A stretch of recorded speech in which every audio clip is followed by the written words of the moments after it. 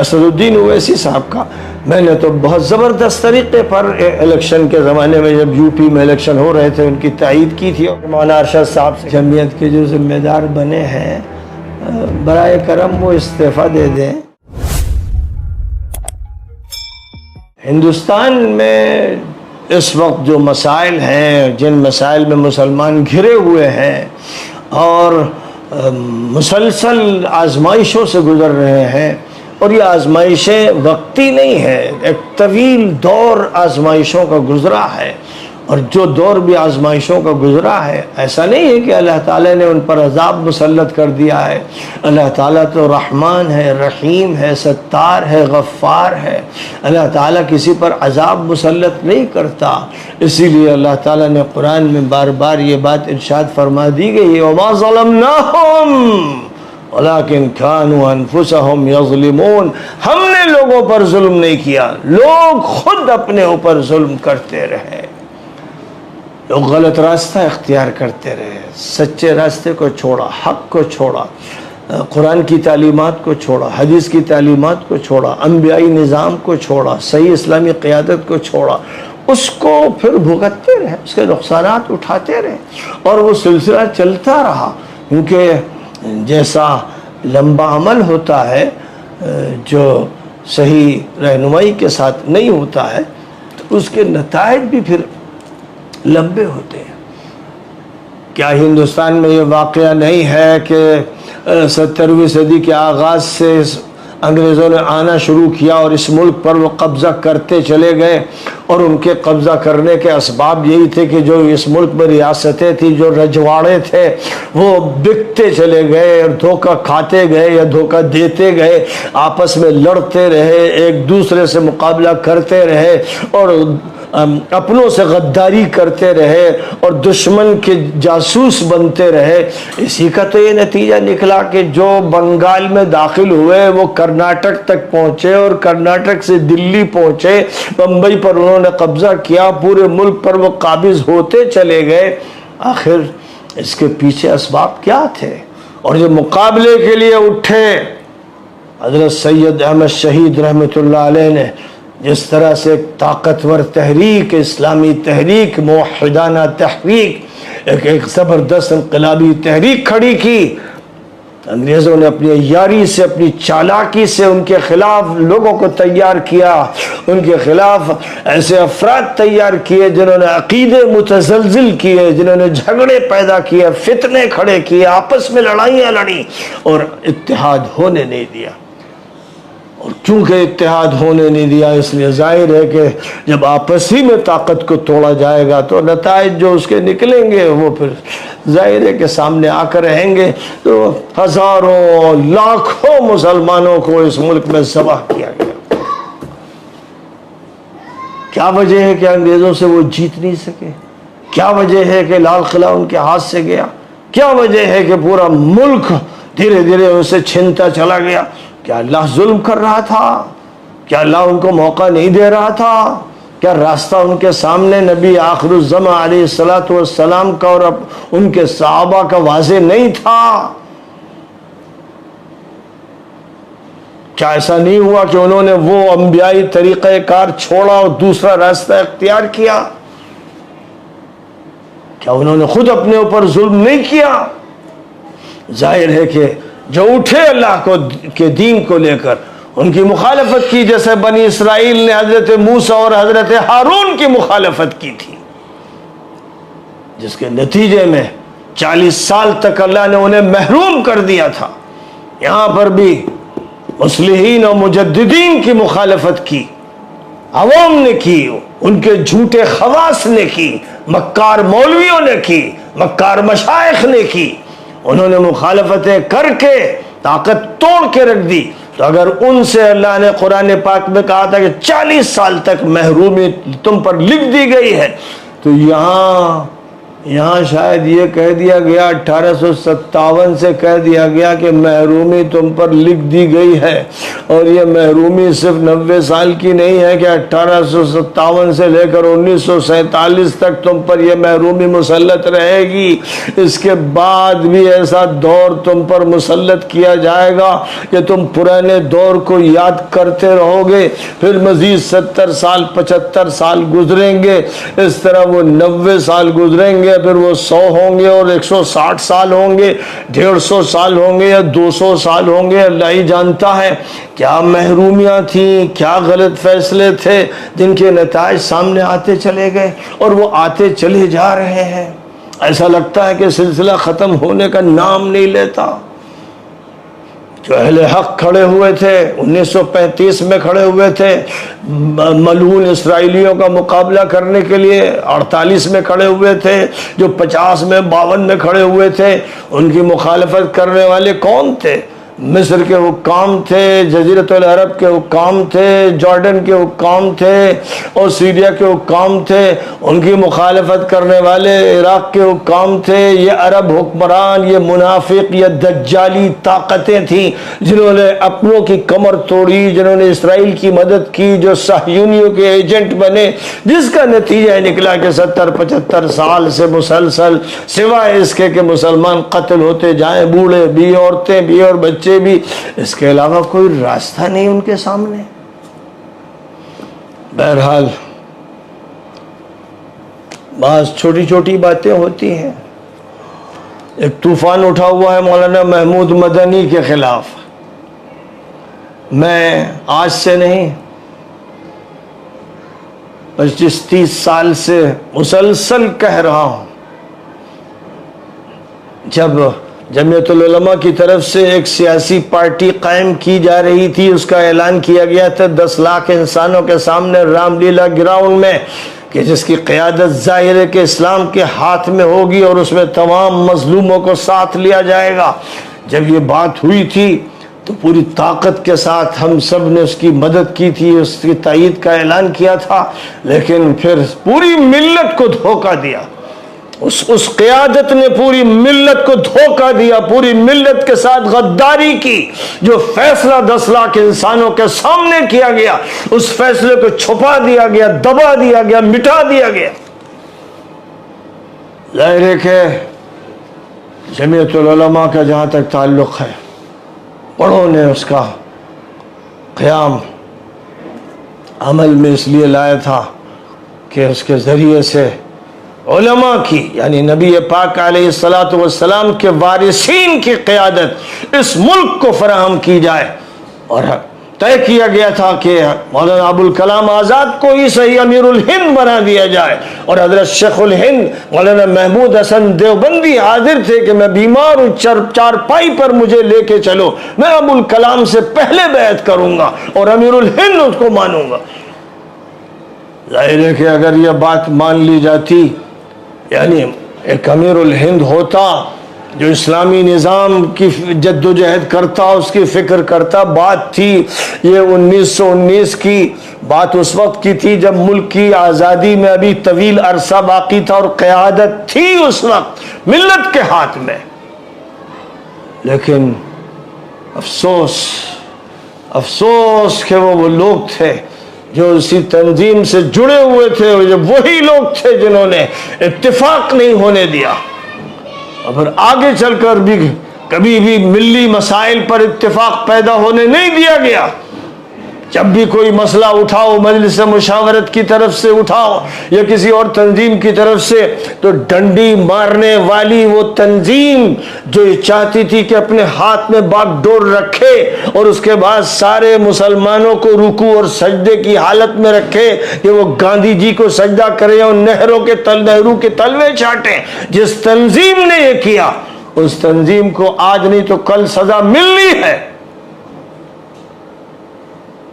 حضرت سید احمد شہید رحمۃ اللہ علیہ کی اسلامی قیادت کو جس طرح سے آگے بڑھانا تھا، افسوس کہ آگے بڑھ کر علماء کے نام پر قیادت سونپی گئی ایک چالاک اور خراٹ بڈھے کو جو شرک میں ملوث تھا۔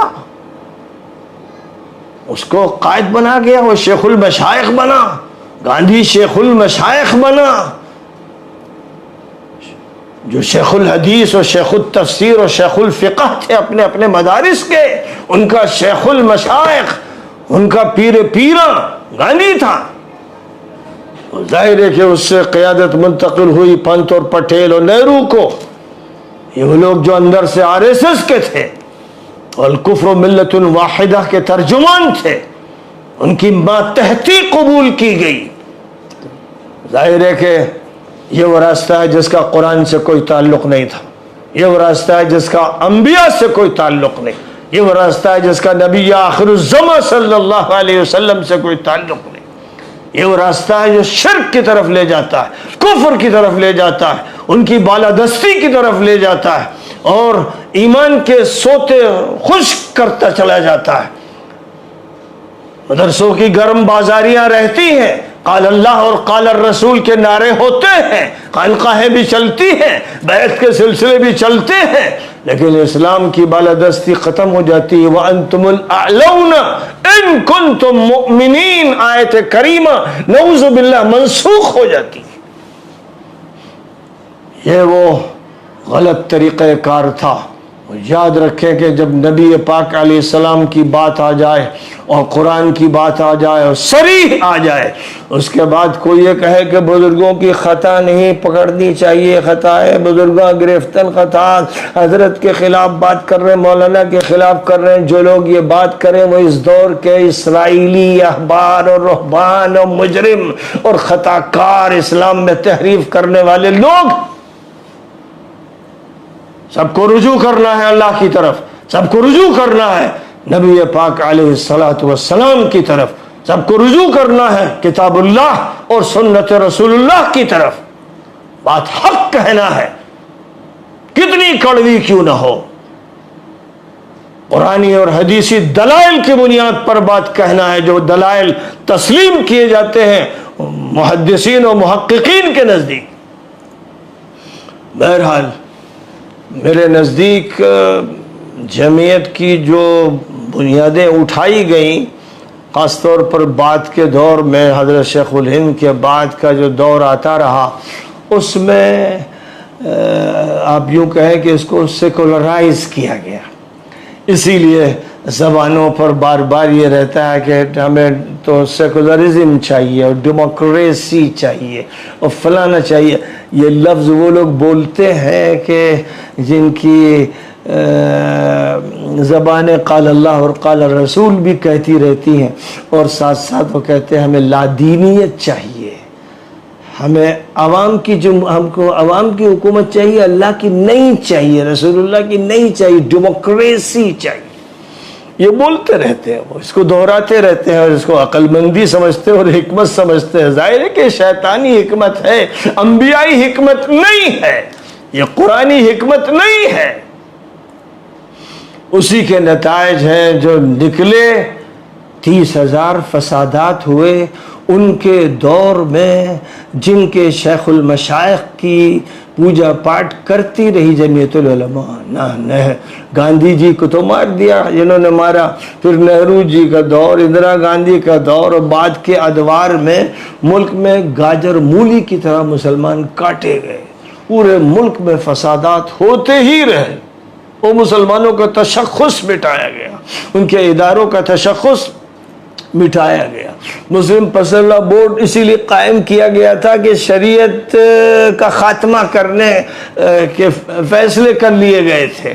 جو تحفظ کے لیے ایک تنظیم قائم کر دی گئی۔ یہ سب کچھ اس دور میں ہوا جس دور میں جمعیت العلماء کانگریس کا ضمیمہ بنی ہوئی، اس کی خادم، اس کی نوکر، اس کی چاکر، اس کی چاپلوس بنی ہوئی تھی۔ اور یہ سبق کیونکہ مسلسل پڑھا گیا، اس لیے ظاہر ہے کہ اقتدار میں جو بھی ہوگا، جو بھی حکمراں ہوگا، پھر اس کی تابعداری اختیار کی جائے گی۔ اس لیے دھیرے دھیرے دیکھا گیا کہ پلیٹ فارم بدلا جا رہا ہے، اور ملکی پلیٹ پلیٹ فارم سے منتقل ہو کر یو پی کے پلیٹ فارم میں کبھی ملائم سنگھ کو پکڑا جا رہا ہے، کبھی مایاوتی کو پکڑا جا رہا ہے، دوبارہ پھر ایسا لگا کہ اب ملکی سطح پر اب راہل کو لیا جائے، وہ وارث ہیں، نہرو کے وارث ہیں، گاندھی کے وارث ہیں، تو ان کا دامن پھر سے تھام لیا جائے۔ یہ جن لوگوں کا رویہ ہے، اور اسی کے ساتھ ساتھ جو زیادہ ذہین ہیں، زیادہ سمجھدار ہیں، وہ یہ جانتے ہیں کہ اقتدار ان کے ہاتھ میں آنے والا نہیں ہے، اس لیے وہ یہ سوچتے ہیں کہ آر ایس ایس سے تعلقات قائم کرنے چاہیے، بی جے پی سے تعلقات بہتر بنانے چاہیے، اور اسی کے ساتھ ساتھ جو ملک میں بڑے شاطر اور ماہر اور عیار قسم کے اینکر ہیں، جو ہر موضوع پر سوال کرتے ہیں اور بات نکالنا چاہتے ہیں، ان کی رعایت بھی رکھنی چاہیے اور بات کرنی چاہیے، ذرا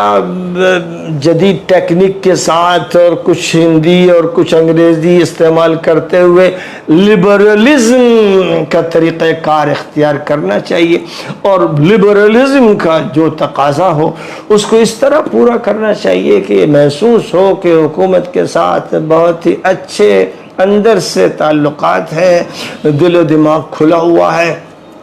اور کوئی بات بھی غلط نہیں ہے جو بڑے فیصلے ہو رہے ہیں، وہ این آر سی سے متعلق ہوں یا وقف بورڈ سے متعلق ہوں، بہرحال ان کے لیے راستہ نکلتا ہے۔ ضرورت ہے حکمت اور دانش مندی اور لبرلزم کی، کہ جس میں اس کا خیال ہو کہ بھئی سب کو حقوق دیے جا رہے ہیں، اور جو بات کھل کر کرتا ہے، صاف کرتا ہے، قانونی انداز اختیار کرتا ہے، اور جس کو قانون پر گرفت ہے، اس کی نظر بھی ہے اور حالات سے بھی واقف ہے اور اسلام کو بھی جانتا ہے، اور مضبوطی کے ساتھ اس کا کلمہ پڑھتا ہے اور اس کی زندگی اختیار کرتا ہے، اس پر بھی چوٹ لگائی جائے کیونکہ وہ زیادہ بات سخت کرتا ہے، تو یہ کہا جائے کہ یہ سخت بات جو کر رہا ہے در حقیقت یہ بھی در پردہ انہی کا ایجنٹ ہے کہ جو مسلمانوں کے دشمن ہیں۔ یہ جو طرز اور رویہ ہے اس کا کوئی جواز نہیں ہے۔ جہاں تک تعلق ہے اسد الدین اویسی صاحب کا، میں نے تو بہت زبردست طریقے پر الیکشن کے زمانے میں جب یو پی میں الیکشن ہو رہے تھے ان کی تائید کی تھی، اور میرا یہ کہنا تھا کہ جمعیت العلماء نے تو جو پارٹی بنانے کا فیصلہ کیا تھا، جس کا اعلان کیا تھا 10 لاکھ انسانوں کے سامنے، اس نے غداری کی، دھوکہ دیا پوری ملت کو۔ اب اگر کوئی نہیں ہے تمہارے پاس قائد، میں بار بار کہنا تھا کہ مولانا ارشد صاحب سے کہ اللہ نے آپ کو عزت دی ہے، علم دیا ہے، نام دیا ہے، ماضی دیا ہے، آپ مسلمانوں کی سیاسی قیادت سنبھالیں۔ مولانا ہمیشہ یہ فرماتے رہے کہ بھئی میرا تو سیاست سے کچھ لینا دینا نہیں۔ دوسرے صاحب جو ہیں جو چچا سے لڑتے رہے تھے اور سب کچھ ان سے چھین لینا چاہتے تھے،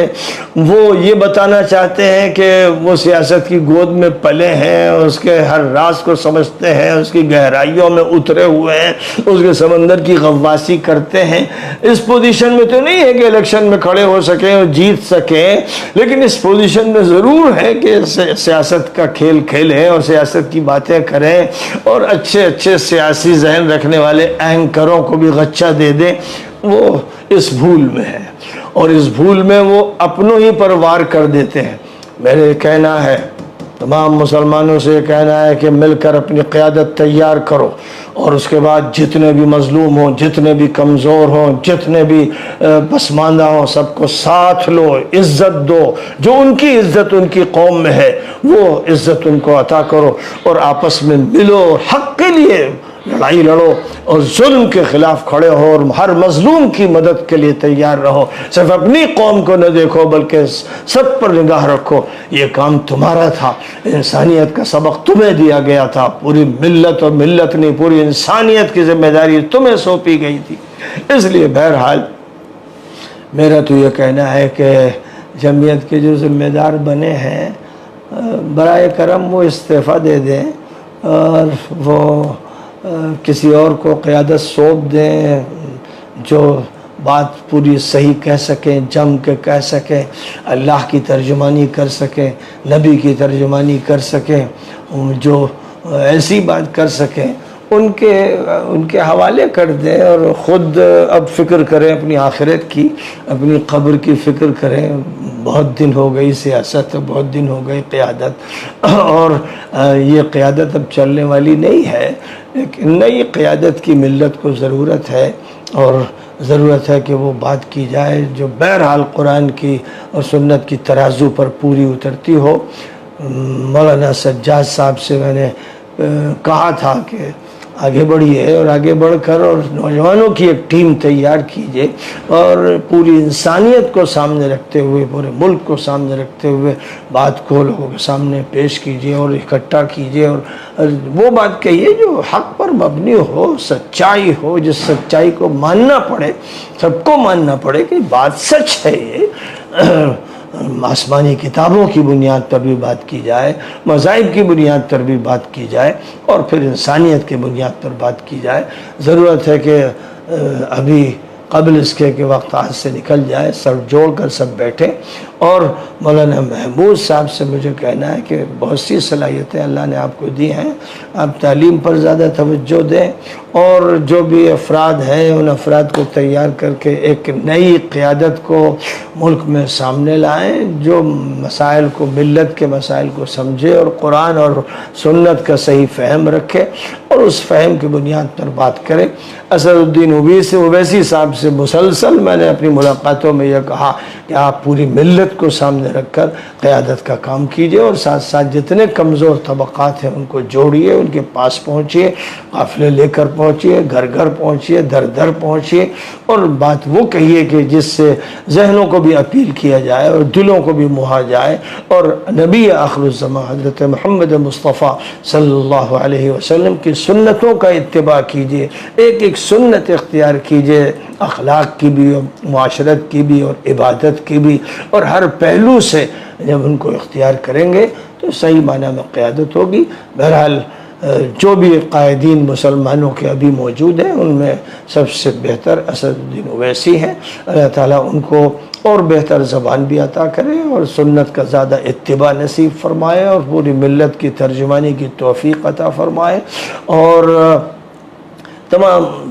لوگوں کو بدگمانیوں سے محفوظ فرمائے، دل کھول کر لوگ بات کریں، آپس میں مل جل کے بیٹھیں، فرقہ واریت کا خاتمہ کریں، اور ادھر ادھر الزام تراشیوں کا خاتمہ کریں، اور بالخصوص فتوے بازیوں کا خاتمہ کریں۔ پورا پاکستان جھلس رہا ہے فتوے بازیوں کے چکر میں، ایک سے ایک بدماش مولوی وہاں پل رہے ہیں، اور ایک سے ایک بدماش امریکہ کے کتے وہاں فوج میں ہیں اور عدالت میں ہیں اور الیکشن کمیشن